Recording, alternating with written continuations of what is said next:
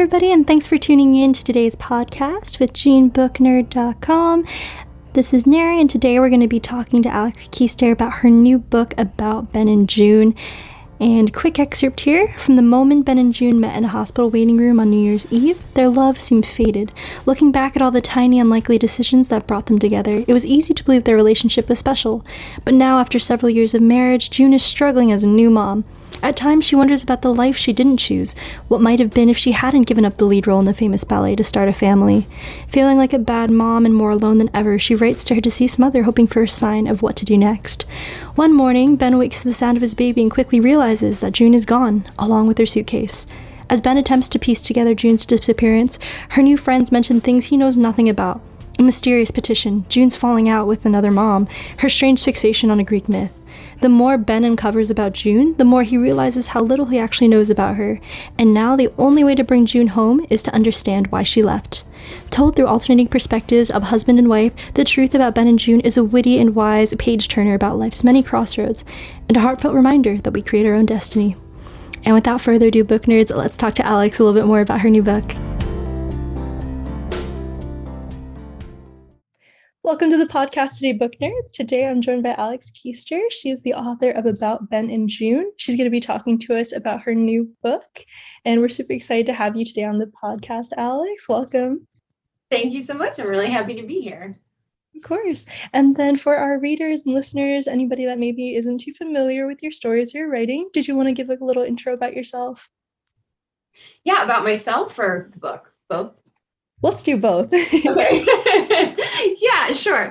So I'm ALEX KIESTER. I am born and raised in Austin, Texas. I went to school in Memphis and got my degree in creative writing. After graduation, I sort of dipped into the writing, editing world kind of slowly. I started out as a copy editor and then made my way into book editing at a romance publishing company until I got the courage to start writing my own. So The Truth About Ben and June is my first print debut novel. I had an Audible original come out back in 2019, but this is my print debut. And then so to talk a little bit about the book, my book is about this married couple, Ben and June, if you couldn't guess. They are in their early 30s. They have just had their first baby together, and they're really struggling with new parenthood, basically. So one morning, Ben wakes up to discover that June is missing, but then he also realizes that her suitcase is missing too. So he starts doing everything he can to figure out where June went and why she left in the first place. But the more he uncovers about his wife, the more he realizes really how absent he's been from their life and how little he knows what's been going on with her. So as you can probably tell, there's like some mystery in there. There's also a little bit of humor, but I like to think of my book as an exploration of this marriage and what it means to share your life with another person. Awesome. Well, thank you for the little introduction there, Alex. And the book itself, I was reading a short synopsis about it just a week ago, and it's definitely something that I would love to pick up and read. It sounds like a little bit of mystery and maybe a little bit of a rekindling of a romance, would you say?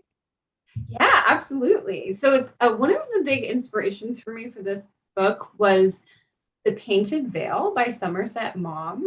Nice. Yeah, it's a classic. It's a beautiful book. It was turned into a movie with Edward Norton and Naomi Watts, and it's this beautiful story of two people who are falling in love who have been married for a long time. And there's something about that idea of people falling in love who know each other really, really well that speaks to me in a way that sort of like your traditional romance novels where you meet, one day and then you fall in love. Like that happens to a lot of people. So I don't know, there's something special and different and unique about people who are married falling back in love. So yeah, you're absolutely right about that.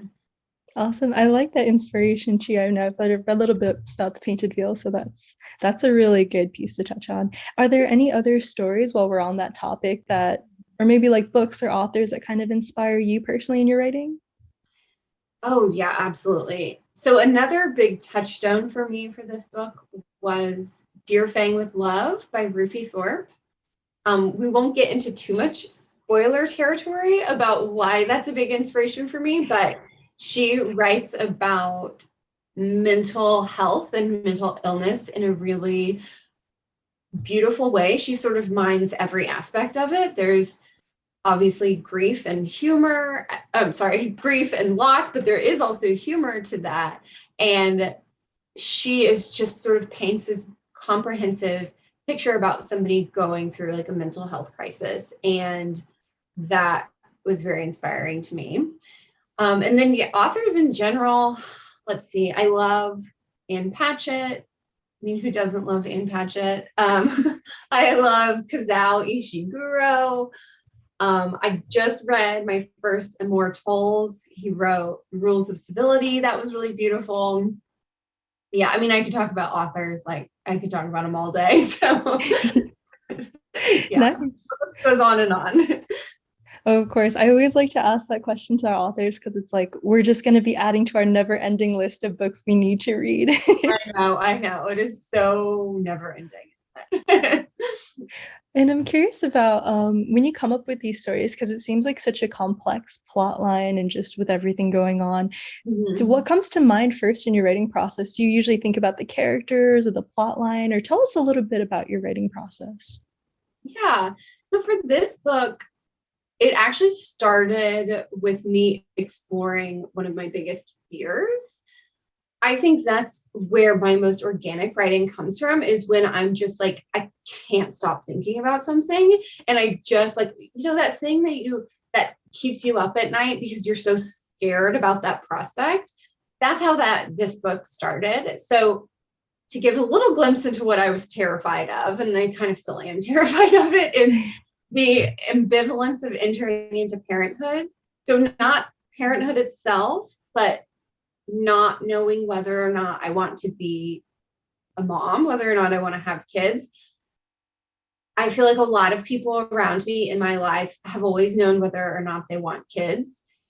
And it doesn't so much feel like this effortful decision for a lot of people. It feels like a given. And when I hold that certainty up next to my own ambivalence, it's really, really terrifying. So this book is sort of an exploration of that fear for me.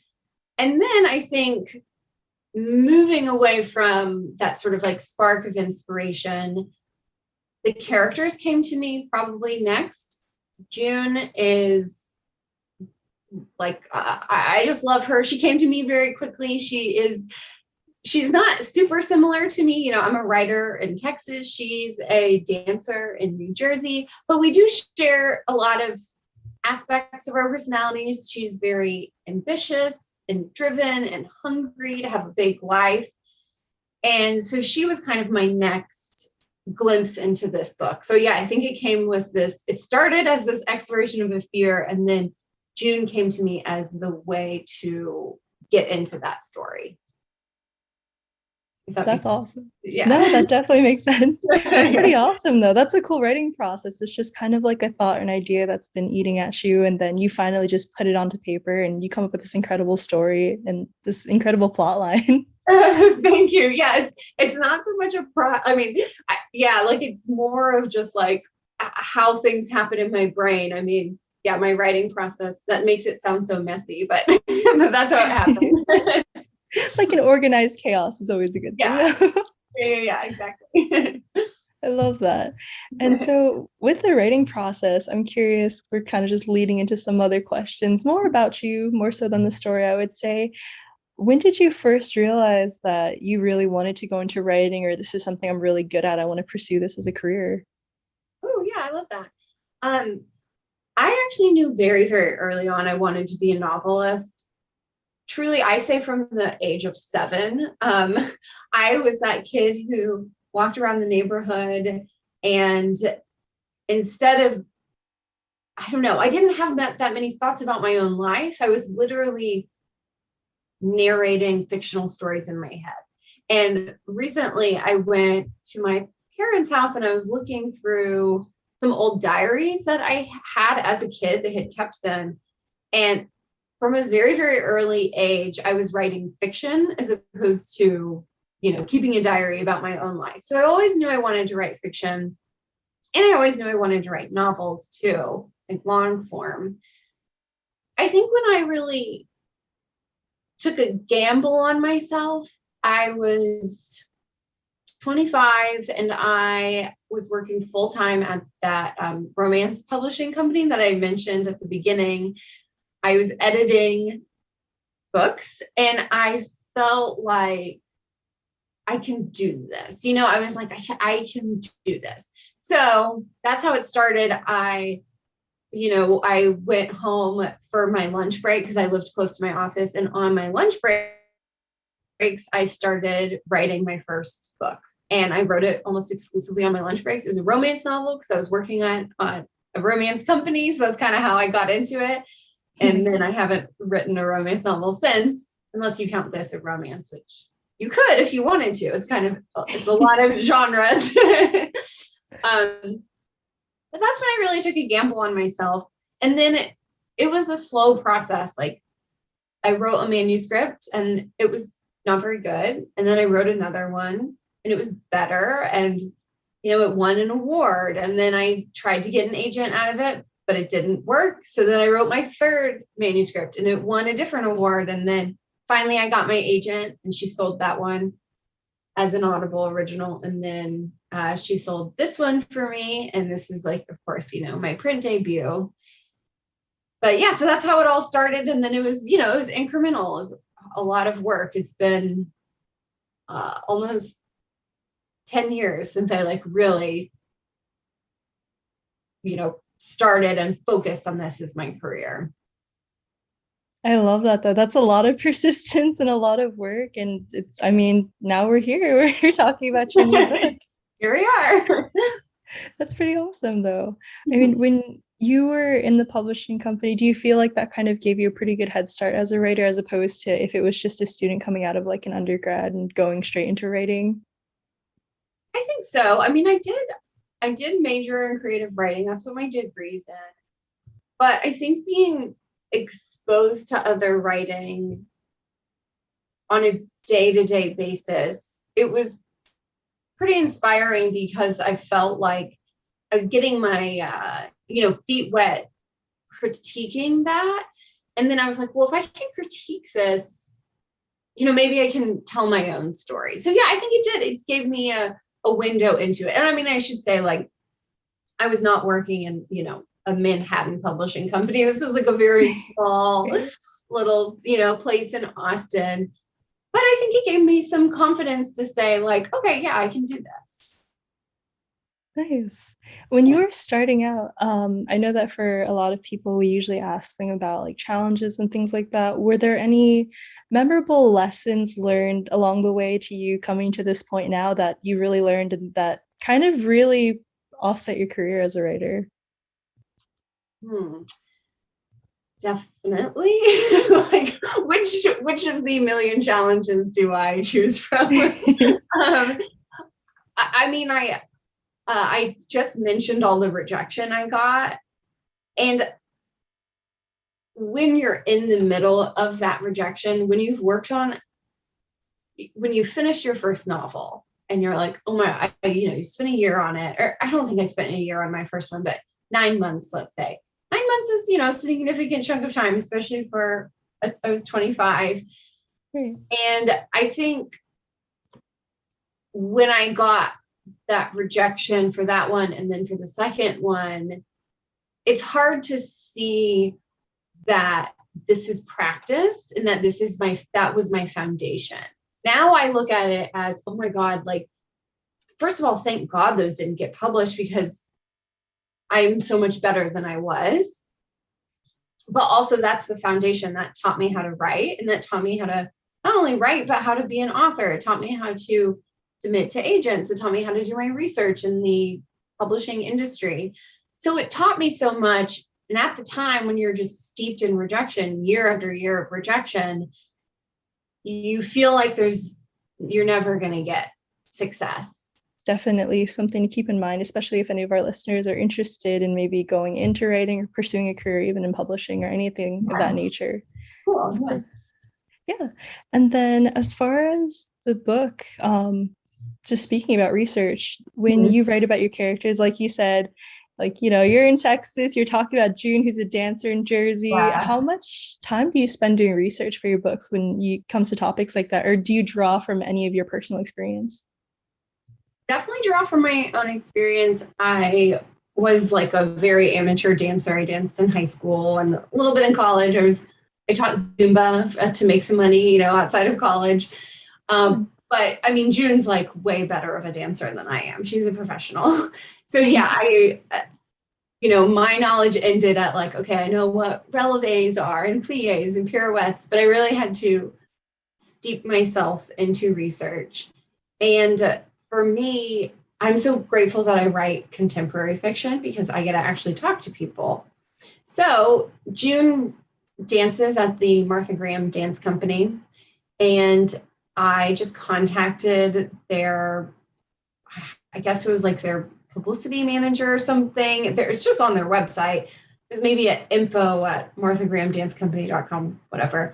Anyway, she passed my email along to the dancers, and I had a few of them reach out to me. And so I just basically sat down and had a Zoom call with them and, chewed their ear off or asked them a million questions. And they were extraordinarily helpful. So yeah, I mean, I spent hours talking about dance in the dance industry with two professional dancers who were incredibly instrumental. I mean, this book couldn't have been written without them. So yeah, that was a big part of my process. And then other aspects, that's how I like to work, is I like to just talk to people, because I find that it brings the subjects to life more than just simply reading about something. I mean, I do a lot of reading too, but I really like to talk to people if I can. I love that. That's super nice. And it definitely kind of, would you say, like maybe gives you like another window into getting to know people in the community, especially since you're getting to talk to like a bunch of people over Zoom. That's super nice of them. Yeah. Oh, I know. Yeah. And now we don't really. I sent them early copies of the book, and they're being so sweet and posting about it on Instagram. Like we have a connection now, and it's great to connect with other artists who are working in different mediums. So yeah, it's really cool that I feel like, I've made a friendship with these professional dancers who are living amazing lives. It's like very humbling to, say that I know them. So yeah, it's very cool. I love that. That's awesome. And I'm curious because I know that the book is going to be told from like two different perspectives, from Ben's and from June's in a sense. How do Mhm. you get into the mind? Because obviously it's probably easier to write from the mind of a woman.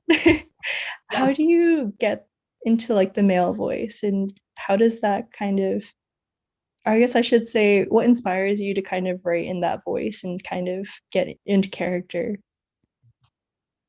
Yeah, that's a great question. I mean, I think for this book, I felt like I had to speak from two sides, because it's about this marriage, and marriage is, traditionally between two different people. And so I wanted to really show both sides of that. And it was hard. I've never written a male character before.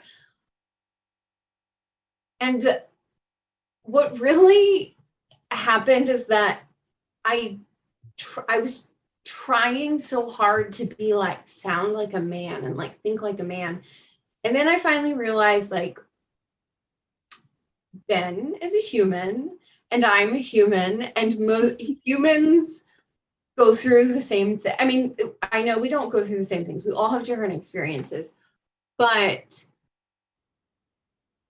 I think we still have the same inherent, like, we all want to be loved. We want to find love. We want similar things in life on a grand scale.